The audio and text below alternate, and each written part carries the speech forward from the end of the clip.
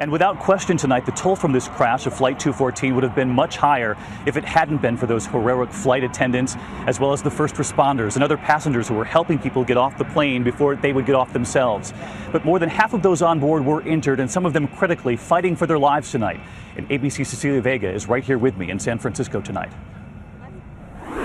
Many of the passengers on board Flight 214 never thought they would make it out alive. I feel lucky because we totally have 6 family members traveled on this plane, and we all are safe. So I feel lucky. Among her family members still in the hospital, her 4-year-old son with a broken leg. For some, surviving was nothing short of a miracle, but for many others, the nightmare is only now unfolding. Of the 51 people who remain hospitalized, 8 cling to life, one of them a child. Their injuries, there's just one way to describe them: horrific.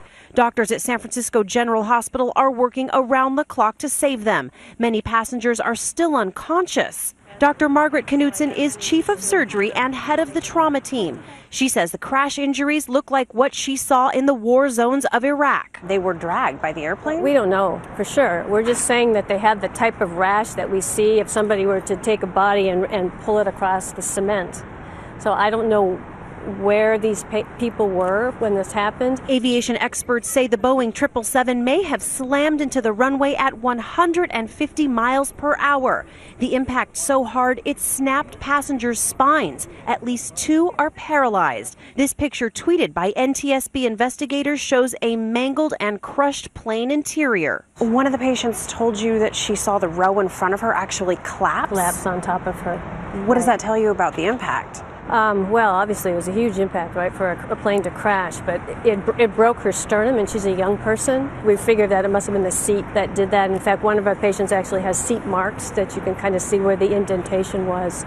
The passengers sitting in the back of the plane were hurt the worst. Among them, the 2 16-year-old Chinese girls who died. Back in China, their heartbroken parents comforted by other parents of children also on Flight 214.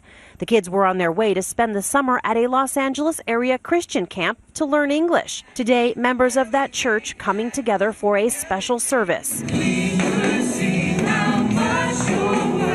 Also sending prayers to everyone still fighting for survival tonight. Incredible stories emerging from those hospitals. Cecilia with me now. You were talking about those spinal injuries, so concerning, but doctors telling you they were stunned at the number of people who survived this. Yeah, given the amount of people who were on that plane, 307, just 50 today in the hospital. Really, that's pretty remarkable. But this doctor that we interviewed today, David, she says, yes, it's amazing so many survived, but the road to recovery is going to be so long and so difficult. People who have already had surgeries will be back in the operating room again for more surgeries.